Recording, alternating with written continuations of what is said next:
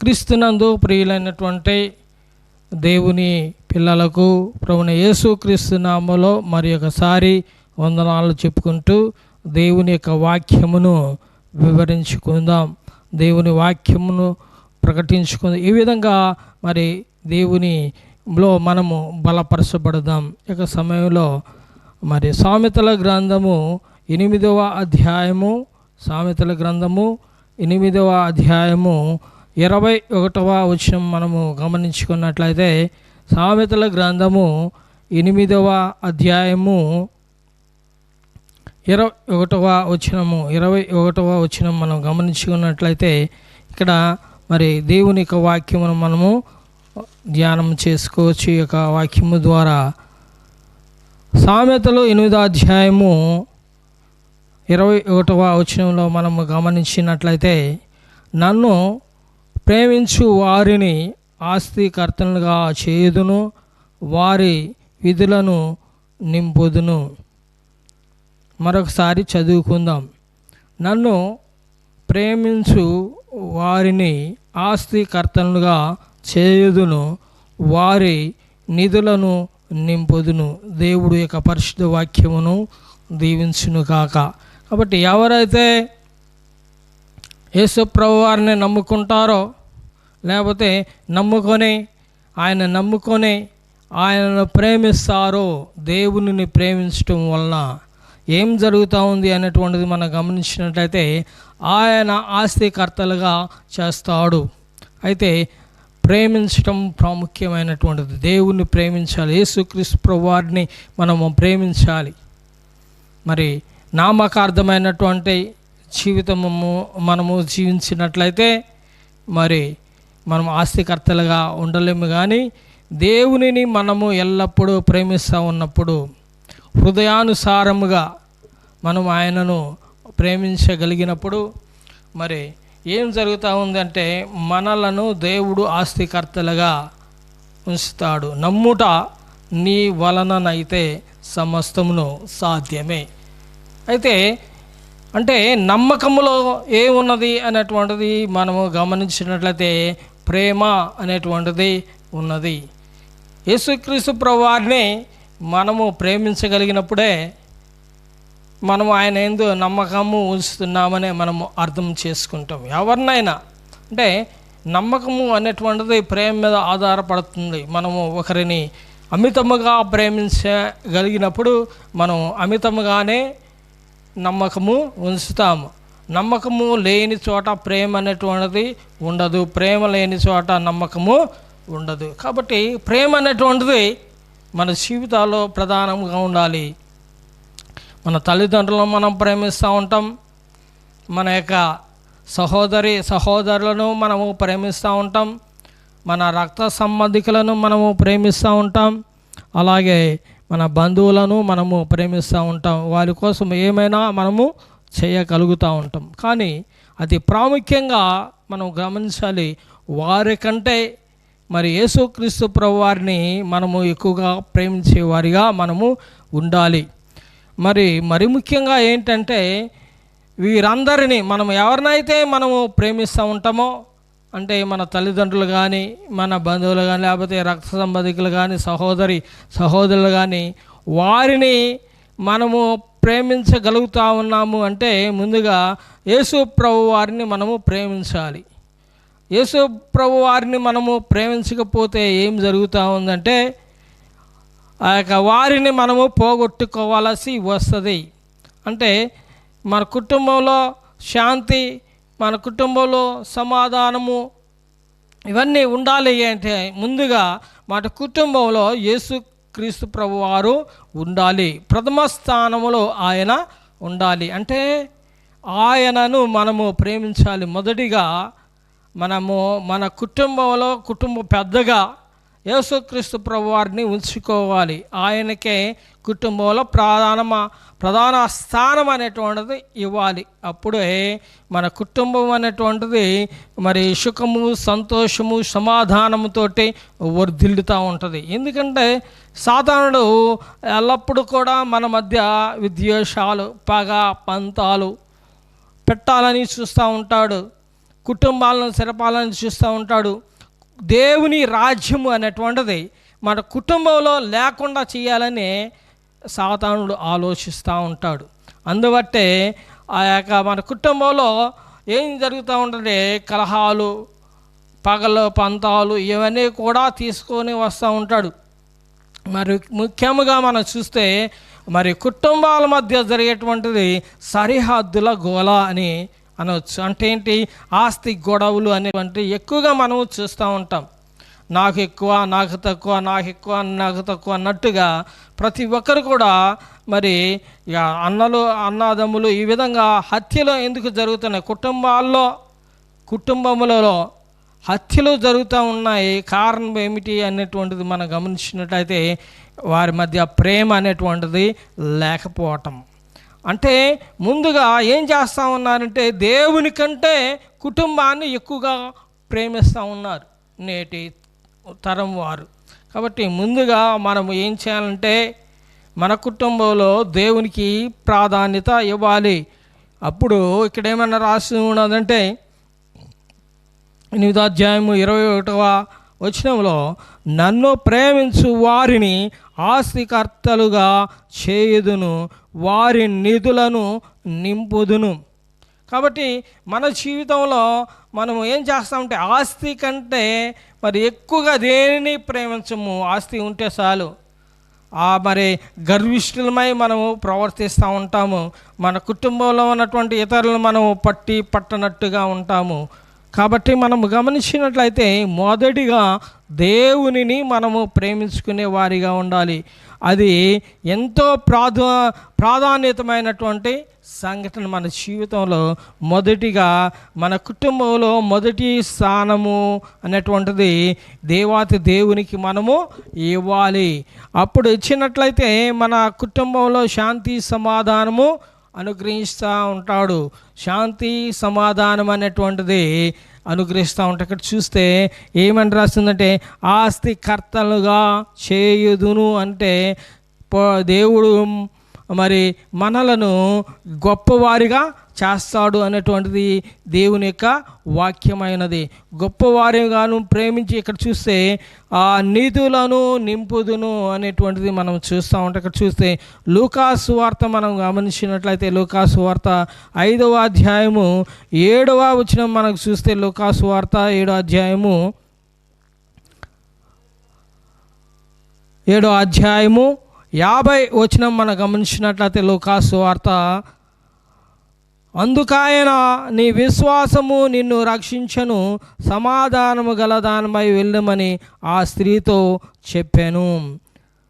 యేసుక్రీస్తు ప్రభువారు మరి ఒక స్త్రీ ఎక్కడికి వచ్చింది, పాపాత్మురాలైనటువంటి ఒక స్త్రీ యేసుక్రీస్తు ప్రభువారి దగ్గరికి వచ్చేసి మరి అక్కడ ఏం చేసిందంటే ఆయనకి మరి ఇక్కడ ఒక కార్యం అనేటువంటిది ఆమె చేసింది. ఇక్కడ చూడండి 37వ వచనం మనం గమనించినట్లయితే, ఆ ఊరిలో ఉన్న పాపాత్మురాలైన స్త్రీ యేసు పరిసయ్యుని ఇంట భోజనముకు కూర్చున్నాడని తెలుసుకొని ఇక బుడ్డిలో అత్తరు తీసుకొని వచ్చి వెనుక తట్టు ఆయన పాదముల యొద్ద నిలబడి ఏడ్చుచు కన్నీళ్లతో ఆయన పాదములను తడిపి తన తల వెంట్రుకలను తుడిచి ఆయన పాదములను ముద్దు పెట్టుకొని ఆ అత్తరు వాటికి పూసెను.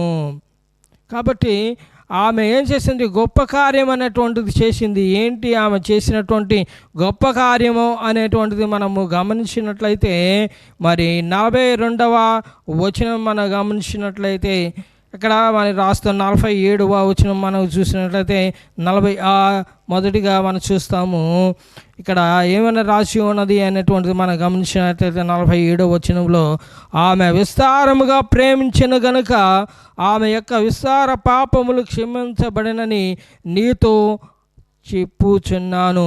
ఎవనికి కొంచెముగా క్షమించబడునో వాడు కొంచెముగా ప్రేమించునని చెప్పి నీ పాపములు క్షమించబడి ఉన్నవి అని ఆమెతో అనెను.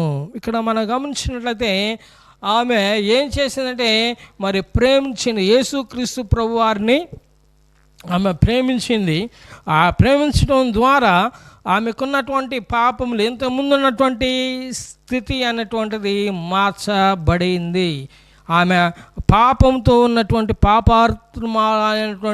పాపాత్మురాలైనటువంటి స్త్రీగా ఉన్నది ఆమె. అయితే యేసుక్రీస్తు ప్రభువారి దగ్గరికి వచ్చేసి మరి ఆయనకి అత్తరు పూచినట్టుగా మనం చూస్తాము. వెనుక తట్టు ఆయన పాదముల యొద్ద నిలబడి ఏడ్చుచు కన్నీళ్లతో ఆయన పాదములను తడిపి తన తల వెంట్రుకలతో తుడిచి ఆయన పాదములను ముట్టుకొని ముద్దు పెట్టుకొని అత్తరు వాటికి పూసెను. కాబట్టి ఆమె తగ్గించుకున్నది. యేసుక్రీస్తు ప్రభువారి దగ్గరికి వచ్చేసి మరి ఆ తగ్గింపు జీవితంతో ఆమె ఏం చేసిందంటే ఆయన పాదములను తుడిచింది, తల వెంట్రుకలను తుడిచింది, ఆయన పాదములను ముద్దు పెట్టుకుంది. అంటే ఎంతగా మరి తగ్గించుకున్నదో మనం గమనించుకోవచ్చు యేసుక్రీస్తు ప్రభువారి దగ్గర. కాబట్టి తగ్గింపు జీవితంలో కూడా ఏముంటుందంటే ప్రేమ అనేటువంటిది మనకి తన్ను తాను తగ్గించుకునేవాడు హెచ్చించుకునేవాడు తగ్గించబడును అని. ఇక్కడ పాపాత్మురాలైనటువంటి స్త్రీ ఏం చేసిందంటే యేసుక్రీస్తు ప్రభువారి దగ్గరికి వచ్చేసి మరి ఆ యొక్క తగ్గించుకొని ఏం చేసింది, ఆ యొక్క అత్తరిని ఆయనకి పూచినట్లు మనము గమనించవచ్చు. అందువల్ల ఇక్కడ చూడండి, మరి అక్కడ ప్రేమించేటువంటి విషయం అనేటువంటిది మనం చూస్తామే. విస్తారముగా ప్రేమించను గనుక ఆమె యొక్క విస్తార పాపములను క్షమించబడినని నీతో చెప్పుచున్నాను. ఎవనికి కొంచెముగా క్షమించబడునో వాడు కొంచెముగా ప్రేమించబడని చెప్పాను. కాబట్టి ఇక్కడ క్షమాపణ అనేటువంటి యేసుక్రీస్తు ప్రభువారి దగ్గర మనం క్షమాపణ పొందాలి అంటే ఆయనను ప్రేమించాలి. ఆయనను ప్రేమించగలిగినప్పుడు మన యొక్క విస్తారమైనటువంటి పాప జీవితం అనేటువంటిది మరి క్షణంలోనే మాయమైపోతుంది. కాబట్టి మనం ఏం చేయాలి అంటే మరి యేసుక్రీస్తు ప్రభువారిని ప్రేమించేవారిగా ఉండాలి. ఆస్తికర్తలుగా ఉన్న ఇక్కడ చూసారంటే అంటే ఏమి ఆస్తికర్త ఏమిందంటే మరి ఆమె పాపములు క్షమించబడటం అనేటువంటి గొప్ప విషయము. అక్కడ ఉన్నటువంటి ఇంతకుముందు ఉన్నటువంటి మరి పాప జీవితము అంతా కూడా కొట్టివేయబడి నూతనమైనటువంటి జీవితం అనేటువంటిది ఆమెలోకి వచ్చేసింది. ఇక్కడ చూడండి, అందుకైనా నీ విశ్వాసము నిన్ను రక్షించెను, సమాధానము గల దానిపై వెళ్ళుమని ఆ స్త్రీతో చెప్పాను. ఆమెకు క్రొత్త ధనము వచ్చేసింది. ఆమె యొక్క ఆస్తి, ఇక్కడ దేవుడు చిన్నటువంటి గొప్ప ఆస్తి ఏమైనది అంటే సంతోషము. ఇంతకుముందు ఆమె జీవితంలో సంతోషం లేదు, సమాధానం లేదు, బాధలు చింతతో ఉన్నది. తన యొక్క పాపభూయిష్టమైనటువంటి జీవితంలో ఉన్నది సంతోషము లేదు, ఆనందం లేదు. కానీ యేసుక్రీస్తు ప్రభువారిని ఎప్పుడైతే ప్రేమించిందో అప్పుడు తాను పొందుకున్నది ఏంటంటే ఆమె జీవితంలో సమాధానమును పొందుకున్నది. విశ్వాసం, ఆమెలో ఉన్నటువంటి విశ్వాసం అనేటువంటి అంటే విశ్వాసమునకు కర్తయు దాన్ని కొనసాగించువాడనైనటువంటి యేసుక్రీస్తు వారి వైపు ఆమె చూసింది. ఆమె ఎక్కడికి వెళ్ళలేదు, కానీ ఆమె పశ్చాత్తాపడింది. మరి యేసుక్రీస్తు దగ్గరికి వచ్చేసి మరి తన హృదయాన్ని ఆయనకి అర్పణగా సమర్పించుకున్నది. తను విరిగి నలిగినటువంటి హృదయంతో ఆమె వచ్చింది. అతను అంతకు ముందు ఉన్నటువంటి ఆ యొక్క శాపగ్రస్తమైనటువంటి తాత్కాలికమైనటువంటి సంతోషమును అనుభవించింది, తాత్కాలికమైనటువంటి మరి జీవితం సంతోషాన్ని అనుభవించింది, కానీ తాత్కాలికమైనటువంటి సమాధానాన్ని ఆమె అనుభవించింది. అంటే మరి అంతకు మునుపు అనుభవించినవన్నీ కూడా వ్యర్థము అని తను అనుకున్నది. కాబట్టి యేసుక్రీస్తు ప్రభువారి దగ్గరికి వచ్చేసింది, మరి గ్రహించింది, ఆయనకి మరి అత్తరుతోటి ఆయన్నే అభిషేకించింది, ముద్దు పెట్టుకున్నది. ఈ విధంగా చేయటం ద్వారా ఆమె యొక్క పాపాలు క్షమించబడినట్లు మనం చూస్తాం. అందుకైనా నీ విశ్వాసము నిన్ను రక్షించెను, సమాధానము గలదానవై వెళ్ళమని ఆ స్త్రీతో చెప్పాను. పాపములు క్షమించుతున్న ఇతడెవడని తనలో తాము అనుకొన సాగిరి. యేసుక్రీస్తు ప్రభువారు ఏమన్నా అంటే నీ పాపములు క్షమించబడి ఉన్నవి అని ఆమెతో చెప్పాను. మనము కూడా అలాంటి స్వభావంలో ఉన్నట్లయితే, పాపులుగా మనం ఉన్నప్పుడు మరి ఒక ఆలోచన మనము చేసుకోవాలి, ఆలోచించాలి. మరి మన పాపాలు క్షమించబడాలంటే నేనే మార్గమును, నేనే సత్యమును, నేనే జీవమునని ప్రభువైన యేసుక్రీస్తు ప్రభువారు చెబుతూ ఉన్నాడు. మరి మన పాపాలు క్షమించబడాలన్నా మరి యేసుక్రీస్తు ప్రభువారిని ప్రేమించాలి. ఆయన నమ్ముకొని ఆయనను ప్రేమించినట్లయితే మరి మన పాపములు క్షమించబడి మన జీవితాలు సమాధానకరమైనటువంటి జీవితాలుగా మనము చూస్తాం. మనం కోరుకునే ఆస్తిపాస్తులు ఈ విధంగా ఉండాలి. మన యొక్క సంతోషము, సమాధానము ఇవన్నీ కూడా దేవుడు చేటువంటి గొప్ప ఆస్తులు అన్నమాట. ఆస్తి కర్తలు చేయటం అంటే ఆస్తిని ఇవ్వటము కాదు, కానీ ఆస్తికి మించినటువంటి, ధనమునికి మించినటువంటి సంతోషము, సమాధానం, పీస్ అండ్ లైఫ్. కాబట్టి మన జీవితము సంతోషంగా, సమాధానంగా ఉన్నాము అనేటువంటిది చాలా ప్రాముఖ్యమైనటువంటిది. ఆ యొక్క ధనము మరి ఆస్తి పాస్తులు ఉంటే ఎవరికి కూడా ఏంటంటే సమాధానం అనేటువంటిది లేకపోవచ్చు. ఏంటంటే వాటి గురించి ఆలోచిస్తూ ఉంటారు, దాని గురించే మరి వాళ్ళు తలస్తూ ఉంటారు, దేవుని గురించి ఆలోచించరు. అలాగే వారికి సమాధానం అనేటువంటిది ఆ యొక్క మన ధనవంతుని చూడండి, నా ప్రాణమా తినుము త్రాగుము సుఖించుము అని అన్నట్టుగా అతను ప్రవర్తిస్తూ ఉంటాడు. దేవుడు ఏమంటున్నాయా, నీ ప్రాణాలను మేము అడుగుచూ ఉన్నామని దేవుడు చెప్పాడు కదా. కాబట్టి మన ఆస్తి కర్తలు అనేట్టుగా మనం చేస్తూ ఉంటాం. మన ఆస్తి ఎవరై ఉండాలి అంటే ప్రభువైన యేసుక్రీస్తు ప్రభువారు మన ఆస్తిగా ఉండాలి. ఆయన ప్రేమిస్తే ఆయన మన దగ్గర ఉంటాడు, మనకు తోడుగా ఉంటాడు, మనకి కాపరిగా ఉంటాడు. మన చేసేటటువంటి ప్రతి పనిలో ఆయన అండ అనేటువంటిది మనకి ఉంటానే ఉంటుంది. కాబట్టి క్రీస్తునందు ప్రియులైనటువంటి ప్రతి ఒక్కరు కూడా గ్రహించాలి, మన జీవితాల్లో మరి యేసుక్రీస్తు ప్రభు వారిని మన కుటుంబంలో ప్రథమ స్థానంలో ఉంచి ఆయన్ని ప్రేమించే వారిగా ఉండాలి. ఆ విధంగా ప్రేమిస్తే మన జీవితాల్లో, కుటుంబాల్లో, మరి తన సమాజంలో కూడా ఏం జరుగుతుంటే శాంతి, సమాధానం అనేటువంటిది ఉంటుంది. ఇక్కడ చూస్తుంటే ఆ యొక్క స్త్రీ, పాపాత్మురాలైనటువంటి స్త్రీ ఏ ఆస్తి కలిగి యేసు ప్రభువారి ద్వారా ఏమి ఆస్తి కలిగి ఉన్నది అంటే సమాధానం అనేటువంటి ఆస్తిని కలిగి ఉన్నది. అలాగే పాపములు అంటే రుణాలు, అంటే మనము పాపము చేయటం ద్వారా దేవునికి అప్పు పడతా ఉన్నాము. అంటే రుణం అనేటువంటిది పెరుగుతూ ఉంటుంది అనమాట. దేవునికి మనకి గ్యాప్ అనేటువంటిది ఉంటుంది. ఏంటి పాపం అనేటువంటిది చేరటం ద్వారా దూరంగా దేవునికి ఉంటాం. కాబట్టి ఈ పాపము క్షమించబడాలి అంటే మనము ఆయన అమితముగా దేవుణ్ణి మనం ప్రేమించే వారిగా మనము ఉండాలి. ఆయన ఎలాంటి దేవుడు అనేటువంటిది మనం గమనించినట్లయితే ఆయనకు పేరు ఏంటంటే ప్రేమ స్వరూపి.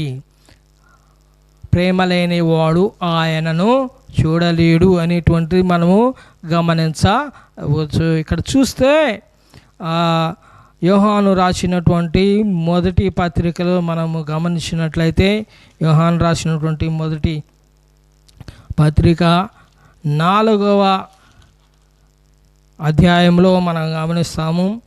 యోహాను రాసినటువంటి మొదటి పత్రిక 4వ అధ్యాయంలో మనము చూసినట్లయితే 8వ వచనము 5వ వచనము మనము చూస్తూ ఉంటాం. ఇక్కడ చూస్తే మొదటిగా మనం చూస్తాము 8వ వచనం మనం చూసినట్లయితే ఏమని రాసి ఉన్నదంటే, దేవుడు ప్రేమ స్వరూపి, ప్రేమ లేనివాడు దేవుని ఎరుగడు.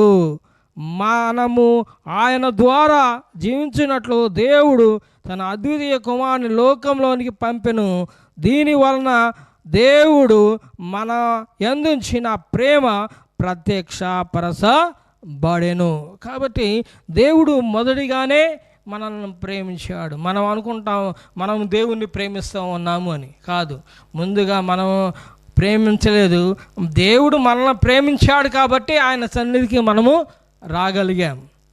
దానిలో మన యొక్క ఆలోచన కానీ మన యొక్క తలంపులు కానీ మన ధైర్యం కానీ ఎక్కడా కనిపించకూడదు.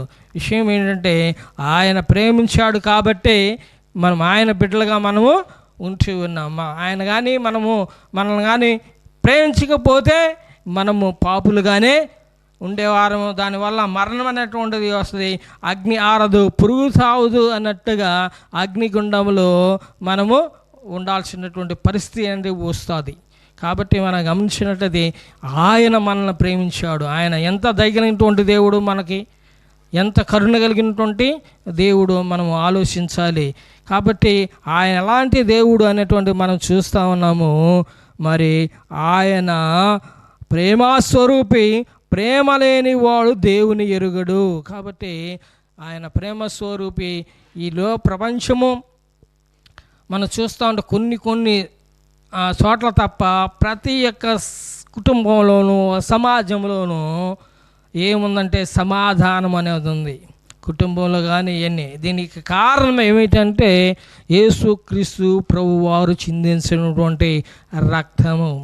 మరి ఆయన ప్రేమ స్వరూపి ఉన్నాడు కాబట్టే ఆ ప్రపంచంని ఏల్చున్నటువంటి చక్రవర్తి, రాజు, ప్రభు ఎవరు అంటే యేసుక్రీస్తు అందరికీ ప్రభువు.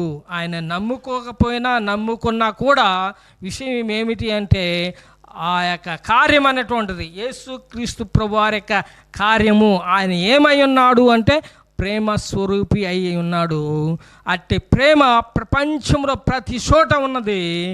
ఆ ప్రపంచాన్ని ప్రేమతో వెలుగుతుంది కాబట్టే ప్రపంచం సమాధానంతో ఉంది. అవన్నీ వచ్చినప్పటికి కూడా ఏంటి, అనేక యుద్ధాలు ఎన్ని వస్తూ ఉన్నాయి, కానీ దేవుని యొక్క ప్రేమ అనేటువంటిది మరి ఉండటం ద్వారా కుటుంబాలు సమాధానంతో ఉంటున్నాయి, సమాజము సమాధానంతో ఉంటున్నాయి, ప్రభుత్వాలు సమాధానంతో ఉంటున్నాయి. కాబట్టి దీనికి కారణం ఏంటంటే యేసుక్రీస్తు ప్రభువు వారు ఆయన రాజ్యము వెళ్తూ ఉన్నాడు. సాతాను ఎన్ని కుతంత్రాలు చేస్తూ ఉన్నప్పటికీ కూడా దేవుని యొక్క రాజ్యము అంటే ప్రేమతో కూడినటువంటి యేసయ్య రాజ్యం అనేటువంటిది ఈ ప్రపంచమును వెళ్తూ ఉంది. కాబట్టే కుటుంబాలు మరి సమాధానంతో శాంతితో నిలుస్తూ ఉన్నాయి. విధి ఏంటంటే ఏ కుటుంబం అయితే కలహాలతో ఉంటుందో కారణం ఏంటంటే వారు దేవుని వాక్యానుసారంగా జీవించటం లేదని అర్థం చేసుకోవాలి. అంటే ఏంటి, వీరు మరి జనాలకు బాగా ప్రేమిస్తూ ఉన్నారు. ఆ విధంగా కాదు, కానీ ముందుగా మనం ఏం చేయాలి అంటే దేవుణ్ణి ప్రేమించాలి. యేసయ్యను మన జీవితాల్లో ప్రథమ స్థానం ఇచ్చి ఆయన్ని గౌరవించాలి. అప్పుడు మన కుటుంబాలు సమాధానంతో ఉంటాయి, శాంతితోటి ఉంటాయి. ఇక్కడ చూడండి, మరి ఇక పాపాత్మురాలైనటువంటి స్త్రీ పాపంలో ఉన్నప్పుడు ఆమె జీవితంలో సమాధానం లేదు, శాంతి లేదు. అయితే యేసుక్రీస్తు ప్రభువారి దగ్గరికి వచ్చేసి మరి ఆయన ప్రేమించింది కాబట్టి ఆమె జీవితంలో ఉన్నటువంటి పాపాలు అనేటువంటి క్షమించబడ్డాయి. అలాగే రెండోదిగా మనం చూస్తే ఆమె జీవితంలో సమాధానం అనేటువంటిది కలిగినది. కాబట్టి మనము కూడా ఏం చేయాలంటే ప్రేమించే వారిగా ఉండాలి. నిన్ను వలె నీ పొరుగు వారిని ప్రేమించాలి అనేటువంటిది మనము నేర్చుకోవాలి. ఇక్కడ చూసినట్లయితే 4వ అధ్యాయము మనం చూస్తూ ఉన్నాము. 19వ వచనం మనం చూస్తే 4వ అధ్యాయము 1 యోహాను రాసినటువంటి మొదటి పత్రిక 4వ అధ్యాయము మరి 19వ వచనం మనం గమనించినట్లయితే ఆయనే మొదట మనల్ని ప్రేమించెను గనుక మనము ప్రేమించుతున్నాము. ఎవడైనను నేను దేవుని ప్రేమించుతున్నానని చెప్పి తన సహోదరుని ద్వేషించిన అతడు అబద్ధికుడగును. తాను చూసిన తన సహోదరుని ప్రేమింపని వాడు తాను చూడని దేవుని ప్రేమింపలేడు. దేవుని ప్రేమించువాడు తన సహోదరుని కూడా ప్రేమింపవలనని ఆజ్ఞను మనం ఆయన వలన పొంది ఉన్నాము. కాబట్టి దేవుణ్ణి మనము ప్రేమించాలి. యేసుక్రీస్తు ప్రభువారు చెప్పాడు కదా, మా ప్రేమించమని, ప్రేమిస్తే ఆస్తికర్తలుగా చేస్తానన్నాడు. అయితే ఇక్కడ మనం గమనించినట్లయితే మరి దేవుని మనం ఏ విధంగా ప్రేమించాలి, యేసుక్రీస్తు ప్రభువారిని మనము ఏ విధంగా ప్రేమించాలి అంటే ఇక్కడ చూస్తే సహోదరుని ప్రేమించమంటున్నాడు. ఎవడైనాను నేను దేవుని ప్రేమించుతున్నానని చెప్పి తన సహోదరుని ద్వేషించిన యెడల అతడు అబద్ధికుడగును. తాను చూసిన తన సహోదరుని ప్రేమింపనివాడు తాను చూడని దేవుని ప్రేమింపలేడు. కాబట్టి మన ప్రక్కనున్నటువంటి మన గ్రామంలో ఉన్నటువంటి, సమాజంలో ఉన్నటువంటి మన సహోదరుల్ని మనం ప్రేమించాలి. మనము ప్రేమించగలిగితే, దేశించకుండా ప్రేమించగలిగితే నువ్వు యేసుక్రీస్తు ప్రభు వారిని ప్రేమించినట్టు. నీ సహోదరుని నీవు ఉద్దేశిస్తే యేసు ప్రభు వారిని ఉద్దేశించినట్టు. అది ఇక్కడ రాసింది ఏమంటే, తాను చూసిన తన సహోదరుని ప్రేమింపనివాడు తాను చూడని దేవుణ్ణి ప్రేమింపలేడు. కాబట్టి దేవుని ప్రేమించువాడు తన సహోదరుని కూడా ప్రేమింపవలనని ఆజ్ఞ మనం ఆయన వలన పొంది ఉన్నాము. మన మత్తయి సువార్త మనం గమనించినట్లయితే 18వ అధ్యాయంలో మనం చూద్దాం. మత్తయి సువార్త 18వ అధ్యాయంలో మనం చూస్తాం. మత్తయి సువార్త 18వ అధ్యాయంలో మనం గమనించినట్లయితే అక్కడ రాసి ఉన్నది, ఏమని రాసి ఉన్నది అనేటువంటిది మనం చూస్తాం. 18వ అధ్యాయము మత్తయి సువార్త మనం చూస్తాము. మత్తయి సువార్త 18వ అధ్యాయము 35వ వచనం మనం గమనించినట్లయితే, మత్తయి సువార్త 18వ అధ్యాయము 35వ వచనం చూస్తే, మీలో ప్రతి వాడును తన సహోదరుని హృదయపూర్వముగా క్షమింపని ఎడల నా పరలోకపు తండ్రియు ఆ ప్రకారమే మీ ఎడల చేయుననెను.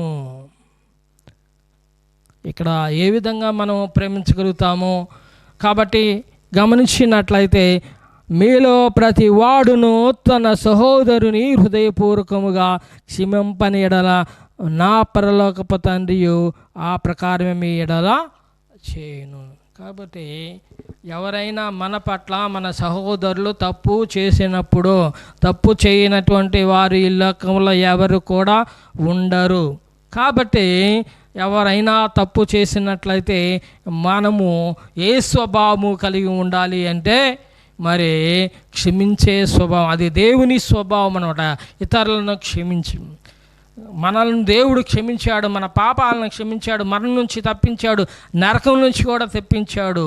మనం ఏమన్నా గొప్ప కార్యం ఆయన పట్ల చేశామా? మనం ఏమి చేయలేదు. ఏమి చేయకపోయినప్పుడు కూడా మన పాపాలను క్షమించాడు. అలాగే ఇతరులను కూడా మనము క్షమించడం ద్వారా దేవుని క్షమించినటువంటి వారంగా ఉంటాం. దేవుడు గొప్ప కార్యం మన పట్ల చేశాడు. మనం కూడా ఇతరుల పట్ల ప్రేమించటం అంటే క్షమించటం.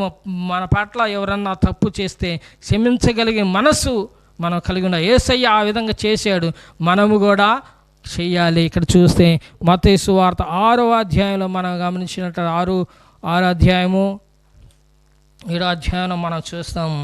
అక్కడ కూడా రాసిందనమాట, క్షమించమని రాయబడి ఉన్నది. కాబట్టి మనము ఏం చేయాలంటే క్షమించే స్వభావము మనము కలిగి ఉండాలి.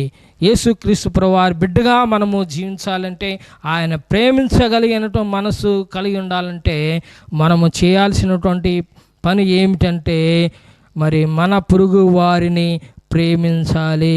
మన పొరుగు వారిని మనము ప్రేమించాలి. కాబట్టి యేసయ్య స్వభావం ఏంటంటే, నేను మీతో చెప్పున్నదేమనగా మీరు పరలోకమందున్న మీ తండ్రికి కుమారులై ఉండునట్లు మీ శత్రువులను ప్రేమించుడి, మిమ్మును హింసించు వారి కొరకు ప్రార్థన చేయుడి. ఇక సమయంలో మనము ప్రార్థన చేసుకుందాం. కృపా సత్య సంపూర్ణ దేవాతి దేవా, రాజులకు రాజా, సర్వాధికారి నీకే వందనాలు స్తోత్రం. వాక్యం బట్టి వందనాలు స్తోత్రం ప్రభా. నా ప్రభా, నిన్ను వలె నీ పొరుగు వారిని ప్రేమించుము అన్నటువంటి వాక్యం కొరకే వందనాలు స్తోత్రం ప్రభా. నిన్ను ప్రేమిస్తామన్నాం, అలాగే నిన్ను ప్రేమించాలంటే నా పొరుగు వారిని తండ్రి ప్రభా మేము ప్రేమించాలి. తండ్రి వారు తప్పులు మా పట్ల చేసి ఉంటే మేము క్షమించాలి నా ప్రభా. అట్టి స్వభావం తండ్రి ప్రభా మాలో అనుగ్రహించండి. దేవానికి వందనాలు స్తోత్రాలు.